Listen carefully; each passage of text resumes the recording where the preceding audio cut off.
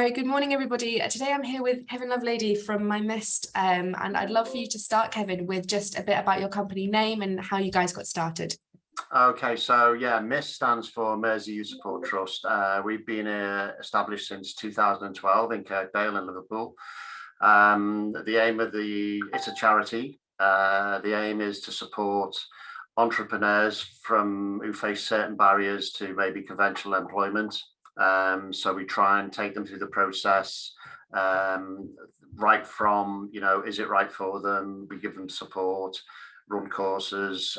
We also have some subsidised office space as well, but they're not obliged to take that because our support will go irrespective of that. And obviously post-COVID, we're just in the process of refocusing everything and starting to get back in touch with local organisations who will hopefully provide the contacts and the interest. So we'll be running teaser workshops with certain organisations who deal with disadvantaged people, and that can go right from sort of domestic abuse to ex-offenders to generally neat people, and our programme will be adapted to each one of those sorts of sectors. Amazing. It sounds like you guys are doing some incredible work there. But I'm just curious, how you got started in this? What kind of drove the initiative to get this off the ground? So the initial, back in 2012, there was a London Youth Support Trust, which was established with the help of the Rank Foundation, which is an amazing story in itself. Mr. Rank, for those people old enough to remember the cinemas and the film producer, when he put through various people completely anonymously, supported them through education, helped them get their foot on the ladder as regards careers. When he died back in '72, it all came out that he had put all these people through. So they got together, set up a Rank Foundation. They became Rank Fellows.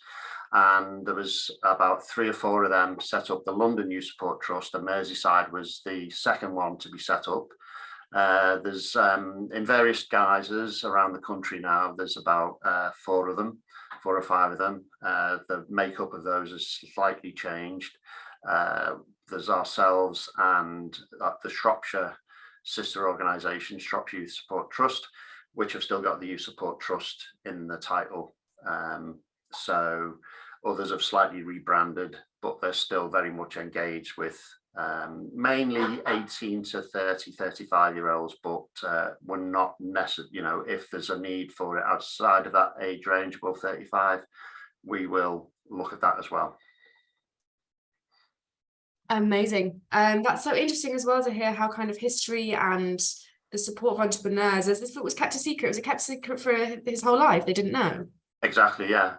Oh, so apparently it was done through church. A lot of it was done through churches. Okay. And it just all came out when he died, and obviously whatever the process is for revealing all this sort of stuff. Yeah, fair enough. Yeah. Well, in terms of growing the business and building the business in this specific model, what are some of the challenges that you guys encounter? Obviously, as a charity, the main issue is around funding. We're lucky in the sense that we have got an income, we've got a revenue stream of our tenants, our tenant businesses here. So we've got 26 offices in Kirkdale. And so that generates most of the regular income, which pays we sublet in an amazing building in Kirkdale, which is owned by LA Productions, again another fantastic organisation, and then the rest of it is funded via bids. We're just starting to look at fundraising, which has never really been done in anger. I took over from the previous manager back at the back end of last year, so I've come in and sort of looked at it with a fresh pair of eyes, and we're trying lots of stuff. I've changed quite a few things, ruffled a few feathers, and we're trying to expand the team. It's been very much run sort of on 2 people over the last 10 years or so. So I'm trying to expand the team. We've now got a bid writer on board, We've got a guy doing helping us with our finances and digital transformation, and he's doing that for pro bono at the moment. And the trustees are very keen to take it forward again to what it was maybe sort of 4 or 5 years ago. It dropped off, and then obviously COVID didn't help. So we're now starting to really sort of ramp it up again, hopefully over the next 12 months or so. Yeah, absolutely. In terms of the future of MYST, what do you guys see happening? What would you like for the charity to become? So we need to, this year, for the next probably 12 months, we're taking it back to basics. We want to get our support services back up and running to the levels they were, I say probably 4 or 5 years ago. Running courses, going out, outreaching into the community, outreaching to certain organisations, re-establishing partnerships, setting up new partnerships. So that's really the main focus for the next 12 months, is to get that all in place. My background is digital, so we're going through quite a big process of digital transformation, bringing in CRMs, bringing in accounting packages, and there'll probably be a whole host of integration issues that go with that. So there's that, and as I say, re-establishing the support services. And then really the aim is, and it has always been the aim, to set up a second hub, a third hub, for example, on the Wirral, or maybe sort of north of the Liverpool City region.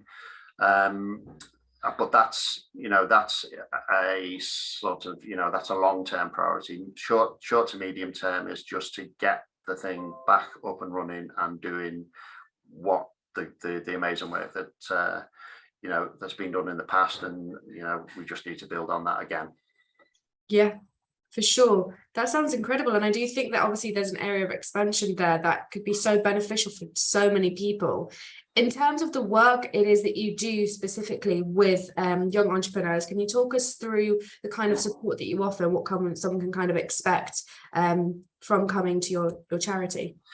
Yeah, so whether it's through our social media, which we're looking to push again, or whether it's through our partner organisations, we will, if it was somebody coming up with an idea, and there'll be an initial, maybe hour-long chat about what it means to be self-employed, the pros, the cons. It's not for everybody, and we will then, and if so, that's an individual coming in. If we go out to an organisation, we'll give like a taster session, just giving a general pre-start overview along the same lines as the individual chat.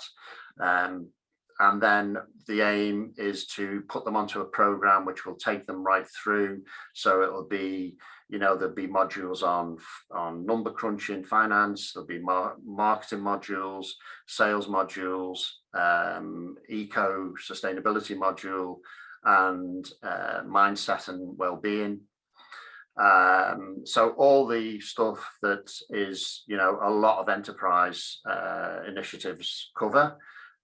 We don't claim to be unique in that respect, but where I think we do provide a USP or whatever is the fact that we will go out and actively seek areas and organizations which are dealing with disadvantaged people. So that's, and the other thing is, as I say, we've got the subsidised office space. If someone takes that, the aim is that we give them, it's heavily subsidised the first year. Second year, it becomes, we sort of sit down with them, review where they're at in their business journey, and increase that rent slightly to start moving them towards sort of commercial basis. The program, really, that sort of pathway is sort of 2 to 3 years, and then really we want to make sure with the support that we're providing, we want to then move them on and get the next set of businesses in.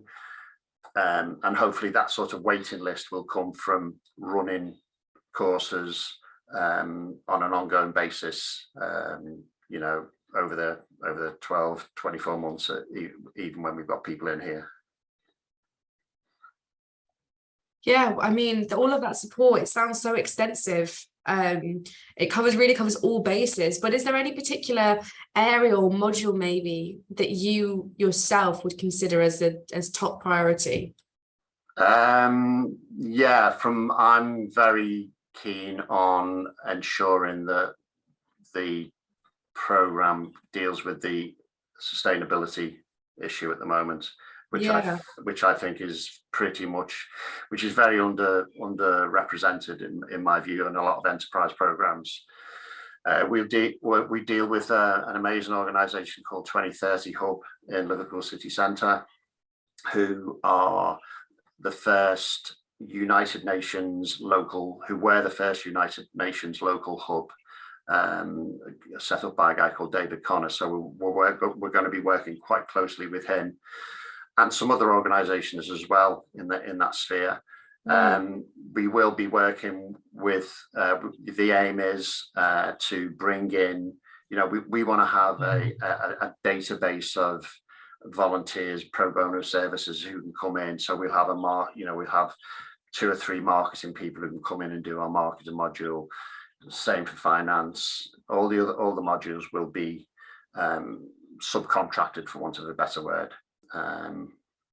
But for me personally, it's I have to be careful, because obviously you don't want to put your personal stamp on it too much.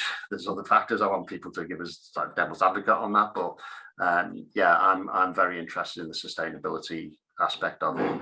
And probably secondly would be the mindset, which again is maybe slightly underrepresented on some of the enterprise courses, but we're going through that. We're going through an exercise at the moment of refining all that type of thing. Yeah, I mean, sounds brilliant, and I would definitely agree with you. Sustainability, especially in this current climate, is so important.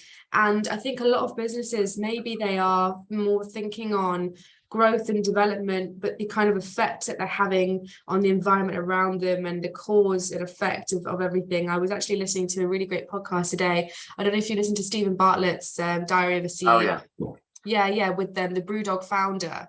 And he was incredible, talking about how they are the first carbon negative brewed beer company. And they've done loads of different initiatives to kind of decrease their carbon footprint. They're building a forest and all of this stuff to kind of intentionally kind of decrease what they're kind of putting out there. But if more maybe entrepreneurs kind of focused on the sustainability part of it, or maybe spent a little bit more time rather than all the monetary and growth, and I feel like the other flashy parts of it, you could feel that could be for the best, for sure.